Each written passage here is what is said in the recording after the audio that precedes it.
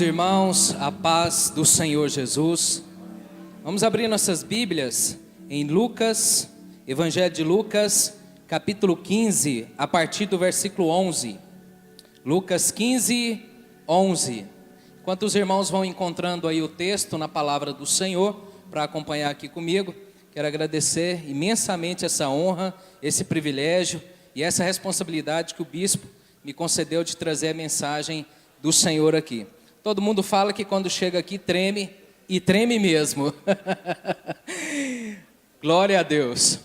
Lucas 15, de 11, a partir do versículo 11, diz assim a palavra do Senhor Jesus. E disse, certo homem tinha 2 filhos, e o mais moço deles disse ao pai, pai, dá-me a parte da fazenda que me pertence. E ele repartiu por eles a fazenda. E poucos dias depois, o filho mais novo, ajuntando tudo, partiu para uma terra longínqua, e ali desperdiçou a sua fazenda, vivendo dissolutamente. E havendo ele gastado tudo, houve naquela terra uma grande fome, e começou a padecer necessidades. E chegou-se a um dos cidadãos daquela terra, o qual mandou para os seus campos a apacentar porcos, e desejava encher o seu estômago com as bolotas que os porcos comiam, e ninguém lhe dava nada. E tornando em si, disse, quantos jornaleiros de meu pai têm abundância de pão, e eu aqui pereço de fome? Levantar-me-ei, irei ter com meu pai, e dir-lhe-ei, pai, pequei contra o céu e perante ti, já não sou digno de ser chamado teu filho, faze-me como um dos teus jornaleiros. E levantando-se, foi para seu pai, e quando ainda estava longe, viu seu pai, e se moveu de íntima compaixão, e correndo, lançou-se-lhe ao pescoço, e o beijou. E o filho disse, pai, pequei contra o céu, e perante ti, e já não sou digno de ser chamado teu filho. Mas o pai disse aos seus servos, trazei depressa o melhor vestido, e vesti-lhe, e ponde-lhe um anel na mão, e alparcas nos pés. E trazei o bezerro cevado, e matai-o, e comamos e nos alegramos, porque este meu filho estava morto e reviveu, tinha-se perdido e foi achado, e começaram a alegrar-se. Amém. Glória a Deus.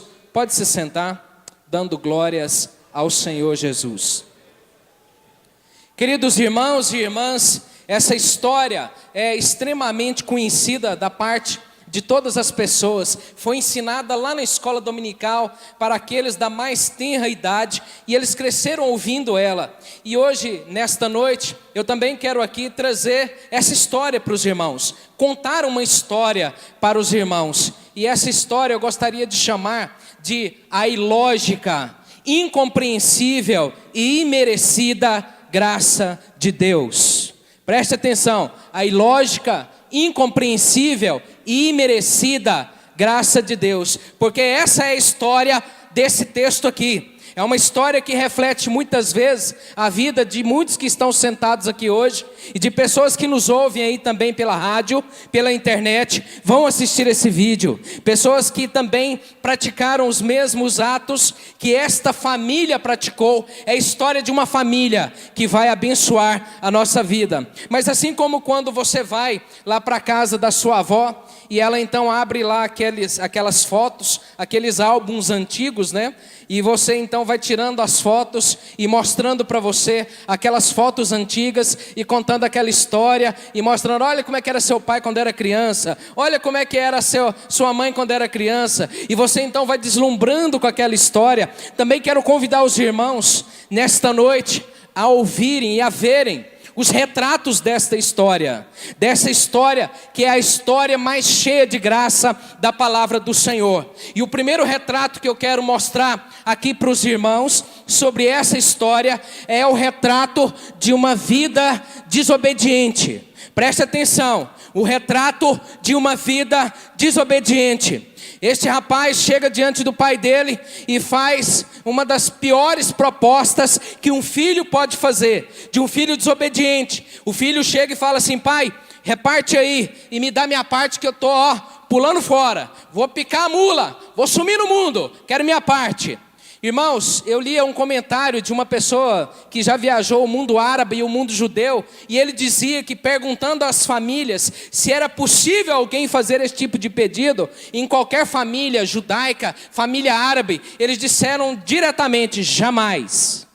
Se alguém fizesse um pedido como esse, ele poderia tomar uma surra se o pai fosse muito benevolente, porque também poderia ser morto. Porque quando o filho chega para o pai e diz: pai, me dá minha parte, o pai ainda estando vivo, é como se ele dissesse assim: pai, é o seguinte, eu não tenho tempo para esperar que o senhor morra agora, porque eu quero a minha parte, eu quero a minha parte agora, para mim o senhor morreu, estou indo embora. Era como se ele desafiasse o pai, era como se ele dissesse: eu quero que o senhor morra hoje, porque eu quero a minha parte.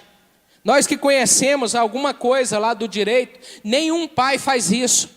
No máximo que acontece é aquilo que nós chamamos de usufruto. Usufruto é quando ele reparte os bens que ficam em nome dos filhos, mas em uso dos pais. O filho não pode vender porque é em uso do pai. O pai não pode vender porque já está no nome dos filhos. E aqui eu tenho que tomar muito cuidado. Na minha frente tem um juiz, atrás juristas, e um deles é o bispo. Então não pode, no máximo usufruto. Mas nesse texto, o que ele queria era o inventário agora da parte dele, tanto assim ele fez. Imaginemos que esse homem tinha uma fazenda de 100 alqueires, e esta fazenda de 100 alqueires então foi partilhada. Ele tira 50 alqueires para um dos filhos, o filho mais novo. Presta atenção nesse detalhe, nem foi o mais velho, foi o mais novo. Vende ele e dá para o filho, toda a parte dele, o filho pega e some, mas ele reparte os haveres para os dois. Meus irmãos, naquele período e assim ainda hoje, quando os filhos são gente boa, honestos, crentes, servos de Deus, quando os pais estão na velhice, eles cuidam deles. Naquele período também, os pais tinham a confiança que na velhice, seus filhos iam cuidar deles. Esse filho aqui, além de tomar o que era do pai, não era dele, ele toma o que era do pai, ele ainda some. O pai perde os bens e o filho vai embora. Nem os bens o pai teria, nem o filho para que cuidasse dele na velhice. Pode imaginar tamanha crueldade, tamanha monstruosidade?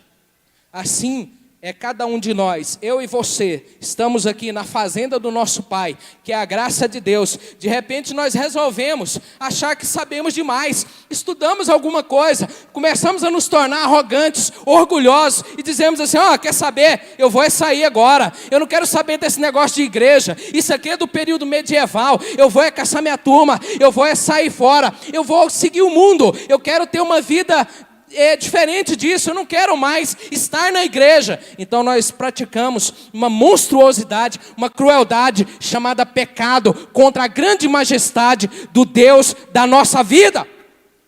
Foi Ele quem nos deu a vida, foi Ele quem nos deu tudo que temos, tudo que somos. Se respiramos, se nosso coração dá uma só batida, foi o grande dono da fazenda que fez, e é a Ele que nós devemos honrar com a nossa vida. Mas esse é o retrato. O rapaz está nem aí. Vou tomar o que é do pai. Não é dele. O pai está vivo. O pai está vivo, não é dele. É do pai. Eu vou tomar o que é do Senhor. E vou, sumir no mundo. O que nos leva ao segundo retrato. O segundo retrato dessa história é uma vida sem Deus. A primeira é a vida de desobediência. A segunda é a vida sem Deus. Esse rapaz então pega lá os seus 50 alqueires, imaginemos aqui, ele pega todo o dinheiro, pegou o dinheiro dele e saiu, e foi viver. O texto diz que ele gastou a fazenda dele, gastou todo o dinheiro que ele tinha, toda a renda, todo aquilo que foi vendido. O pai cuidou a vida inteira. Aquele jovem, quem sabe com 18 anos, 20 anos, estava agora recebendo aquilo que não era dele, numa ilógica, numa coisa tão imerecida, tão incompreensível. Ele pega aqueles bens então e começa a gastar, porque o que vem fácil, vai mais fácil ainda. Quem não lutou por aquilo que hoje tem, gasta com facilidade. Então ele pegou e começou a dissipar os bens. Umas versões vão falar que é com meretriz, outras vão falar que é com comida, outras vão falar tantas outras coisas. E ele então começa a dissipar. E ao dissipar, disse o texto, que naquela terra veio uma fome. E ele começou a passar necessidade. Um judeu, numa terra de gentio, que não tem dinheiro, está lascado. Assim é a vida de cada pessoa que um dia esteve na presença de Deus e começou a pensar que agora a boate é melhor, começou a pensar que agora a vida perdida é melhor, eu vou deixar esse caminho aqui. Talvez esteve até nesse púlpito, talvez esteve fazendo a obra de Deus, realizando a obra do Senhor, mas resolveu sair. E sabe o que encontra lá no mundo? Uma vida de dor, de tristeza, porque bem relata o texto, que ele, na sua necessidade, teve que se agregar com alguém que criava porcos. Para um judeu, ele estava começando a grande humilhação da vida dele, porque os judeus consideram o porco uma coisa impugnável, uma coisa terrível, uma coisa asca, nojenta. Ele não vai mexer com aquilo, mas aperta tanto a fome, e o orgulho dele vai sendo tanto destruído, que ele então vai viver com alguém que cria porcos. E diz o texto que a dificuldade era tão grande, que a fome apertava tanto, que ele tinha vontade então de comer o que os porcos comiam, chamado de bolotas aqui, ou alfarrobas, noutra versão, que era um tipo de vagem selvagem, que era dada para os porcos. E num período de fome, o porco comia a pior coisa que poderia haver, e a pior coisa que tinha para o porco, não era dada a ele. Diz o texto que ele queria comer aquilo que era dos porcos, e ninguém lhe dava nada. Ele passou então a mendigar. Ele pedia às pessoas e elas não davam para ele. Ele estava numa total destruição. A vida dele foi afundando, afundando, afundando. Assim também é a vida das pessoas que saem do caminho de Deus. Está aqui hoje na diretriz do Senhor, no caminho de Deus, na palavra de Deus, mas quando você começa então a ter o seu próprio caminho, a desobedecer, a sair por um caminho que não é o de Deus, vai sobrevir sobre a sua vida muita tristeza, muita destruição. É a família que vai embora, é a saúde que vai embora, é a alegria que vai embora, é a paz que vai embora, é o Espírito Santo que vai embora, e a sua vida então vai se afundando, vai chegar num ponto que você vai ter que buscar uma saída. Quem sabe, eu não estou falando para pessoas aqui hoje que já estão desesperadas com essa vida lá fora, que já cansaram, que já foram até o traficante, e o traficante quis acabar com a tua vida, que já foram para pessoas que só queriam aproveitar de você, te explorar, explorar teu corpo, explorar tua mente, explorar tua vida, explorar teus bens, acabar com o que você tem, porque lá fora tem isso. Se você acha que na igreja tem alguma dificuldade, não experimenta lá fora, porque lá é muito pior. O mundo quer te ver morto, o mundo quer te ver destruído. Para um lugar onde jaz no maligno, está morto, não há vida. Vida é só aqui dentro, vida é só com Deus, vida é só com Jesus. Mas a coisa vai piorando e a fome vai apertando, e ele vai pedindo às pessoas a comida dos porcos, e ninguém lhe dava, e ele começa a pensar, eu vou morrer. E aí então ele se lembra que na casa dele tem muita comida, que os servos do pai têm muita comida. E isso nos leva ao terceiro retrato, o retrato do arrependimento. Arrependimento. Diz o texto que tornando em si ou caindo em si, é como se disséssemos na gíria, caiu na real. A pessoa então começou a perceber que na vida dela tinha tão pouco, mas tão pouco, que os empregados do pai dele, lá na terra dele, tinham tanta coisa, tinham comida, tinham coisas boas. Assim como nós nos lembramos, quem já saiu dos caminhos de Deus e depois retornou, quem estava lá fora viu e lembrava como era bom participar do louvor da igreja, como era bom estar nos caminhos de Deus, como era bom participar das vigílias, das orações, dos retiros, das comunhões, como era bom todas essas coisas. E essas memórias vão apertando mais do que a fome, porque a fome já não dava paz para ele, mas as memórias apertavam. As memórias diziam, é melhor voltar para a tua casa, é melhor voltar para o teu pai, é melhor voltar para o teu caminho, para onde você estava. E aí então ele vem um plano na vida dele. O plano da vida dele é então ele fazer um script. Ele faz um script. Já viu quando você vai numa entrevista de emprego e você chega de frente ao espelho e dá uma ensaiadinha? Aí você dá uma ensaiada, né? Eu vou falar isso, vou falar aquilo. E ele também dá uma ensaiada. Ele ensaia o arrependimento. Ele ensaia o que ele tem que contar para o seu pai. Ele ensaia aquilo que era necessário ele dizer. Então ele diz assim, eu vou chegar diante do meu pai e vou dizer para o meu pai, pequei contra o céu e diante de ti. Trata-me como um dos teus jornaleiros, diaristas, serviçais. Porque ele sabia que voltando para a casa do pai dele, ele tinha que trabalhar para pagar o que ele pegou lá. Então ele quer um emprego. Ele não quer ser um escravo, ele quer um emprego. Ele quer voltar para lá para trabalhar e quem sabe um dia ele pagar. Quem sabe se ele não puder pagar, pelo menos ele vai cuidar do pai dele na velhice. Quem sabe se ele não puder cuidar do pai dele, pelo menos ele não vai viver na terra que agora é do irmão dele, porque o pai repartiu os haveres. E ele voltaria para a casa do irmão dele, na verdade, e não do pai. Então ele está naquele momento onde ele começa então a se arrepender. E é isso que Deus quer dizer para nós nessa noite. Você que saiu do caminho de Deus, você que está longe da casa de Deus, você que está na vida de pecado, agora é o momento de você começar a ensaiar o seu arrependimento, a mudança de vida, aquilo que você quer fazer. Você tem que começar então a pensar que você tem que sair dessa vida. Veio no seu coração nessa noite uma palavra dizendo assim: sai dessa tua vida antes que você morra nela, porque se você obstinar a ficar na perdição, ela vai te levar à morte mesmo. Se ele ficasse cuidando de porco, ele não podia comer nem a comida do porco, ele morreria de fome. Sai dessa vida e volta para os caminhos da vida de Deus.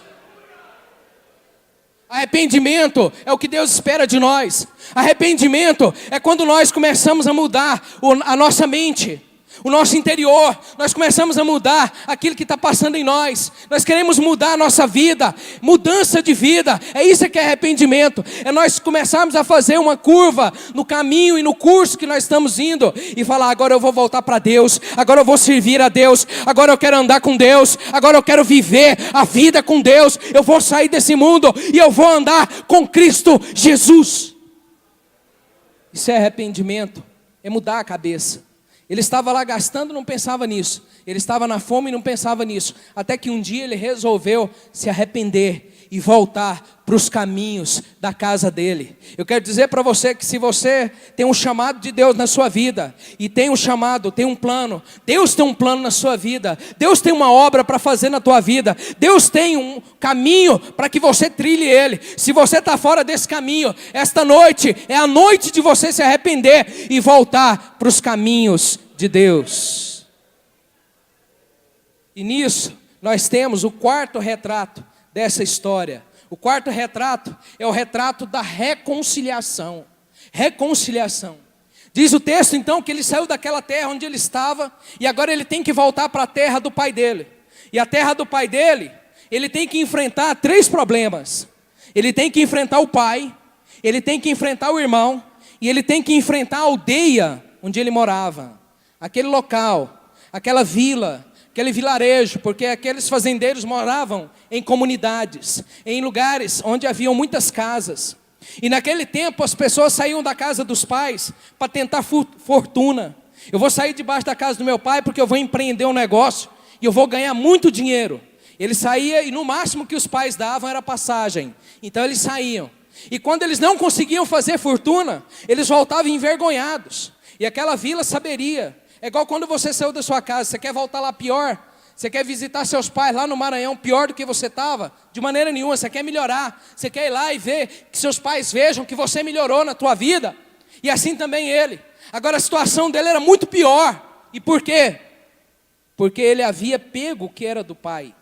A vila não aceitaria aquilo, aquela aldeia não aceitava, então uma pessoa que chegasse daquela forma. Então ele volta, e ao voltar para a casa dos seus pais, ao voltar ali para aquele lugar, tinha que enfrentar também a aldeia. E diz o texto que quando ele vai chegando lá naquele local, o pai o vê de longe, e ao vê-lo de longe, o pai, movido de compaixão, corre ao seu encontro. Preste atenção, o pai correu ao seu encontro. Estou falando aqui hoje sobre a ilógica, imerecida e incompreensível graça de Deus. Muitos pais, talvez eu, daria uma surra, diria assim: tá vendo? Vai fazer isso, não te aceito mais aqui, e tantas outras coisas. Mas o pai, sem nenhum rancor, ele corre para encontrar com o filho. Ele não só anda, ele corre. Aristóteles dizia que um homem digno não corre em público. Naquele tempo, os homens que eram fazendeiros, pessoas que tinham condições, ou pessoas mais velhas, não corriam em público. Pense se você já viu um dos homens importantes dessa igreja correr aqui, ó. Eles não correm. Você que tem que correr atrás deles. Mas eles não correm. Porque a dignidade diz isso, não corre em público. As pessoas não correm em público. Homens importantes não correm em público. Mas aquele homem correu, e sabe por quê? Porque a vergonha total daquele rapaz ali ao chegar naquela terra, ele teria que atravessar aquela aldeia até chegar ao pai. O pai então, num ato de humilhação, ele se humilha e corre até o filho. E eu lembro de alguém que desceu da glória, desceu do céu, se humilhou totalmente numa morte, para poder nos abraçar no nosso pecado e nos trazer para perto dele. É a figura do Senhor Jesus, que nós vamos lá, nós praticamos o pecado, nós fazemos o errado, nós vivemos uma vida de pecado, e depois quando voltamos, quem levou a nossa vergonha, quem foi humilhado no nosso lugar, foi o Rei Jesus, o Rei da glória. O pai larga tudo, ele não está nem aí com o que as pessoas vão pensar, ele não está nem aí de correr no meio do povo, ele vai correndo então, e ele ao correr para o seu filho, ele não só corre, mas ele chega e beija ele no rosto, ele beija ele numa forma de aceitação. Alguém que beijasse o outro no rosto, era uma forma de aceitação ali nessa cultura, assim como na nossa, né? Já viu quando os irmãos brigam, aí o pai fala assim, ó, agora beija. Depois de pedir perdão, agora beija. Minha mãe, quando eu brigava mais meu irmão, minha mãe ia lá apartar, primeira coisa, agora beija. E para quê? Para aceitar um ao outro, né? Nós acabamos de dar porrada no outro aqui, e agora vamos aceitar um ao outro aqui. E esse pai então se lança no pescoço do jovem e beija o jovem, para que todo mundo naquela aldeia, inclusive o irmão dele, visse que ele aceitou ele. E é assim que Deus faz. Deus aceita você. Você pode ter ido para o pecado, pode ter ido para a perdição, pode ter ido para qualquer lugar, mas quando você resolve voltar, Deus aceita você.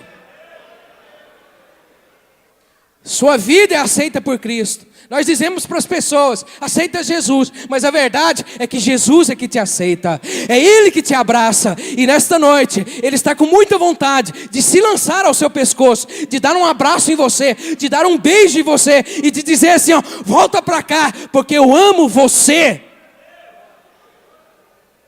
Esse homem então, ao beijá-lo, ele aceita ele naquela tribo, naquela aldeia, naquele vilarejo. Ele foi trazido de volta e ele tinha um discurso. Ele diz, pai, pequei contra o céu e contra ti, já não sou digno de ser chamado teu filho. O pai interrompe o discurso antes que ele fale que quer ser um jornaleiro. E o pai diz para os servos, ó, vai lá e busca uma sandália. Ele agora não é escravo, a sandália diferenciava ele do escravo. Ele é também filho. O pai coloca um anel no dedo dele, porque agora ele também não é um escravo, ele não é um perdido, ele é honrado com aquele anel traz honra para a vida dele. O pai manda trazer uma roupa limpa para ele, configurando lá o texto de Isaías, que ele nos deu veste de salvação, veste de justiça, ele nos vestiu com a vida de Deus.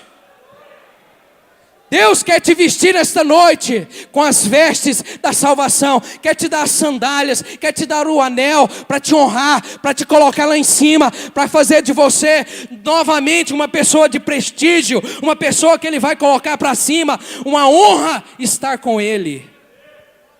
Quer dizer para você que é uma honra.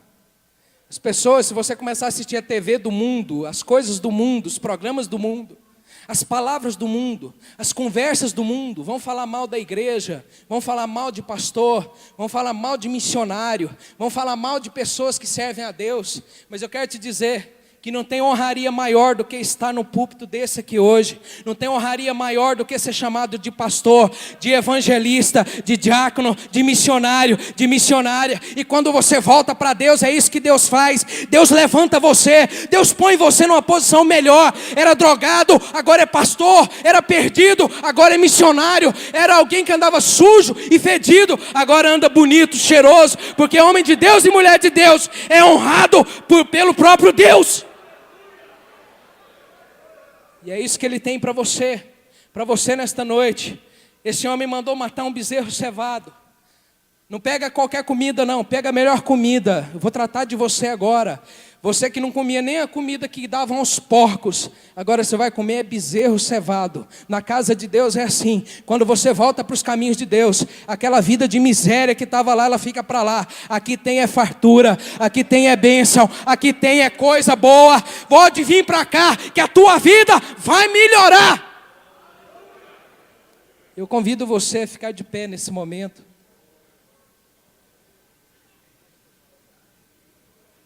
Fique de pé, se o tecladista puder me ajudar aqui.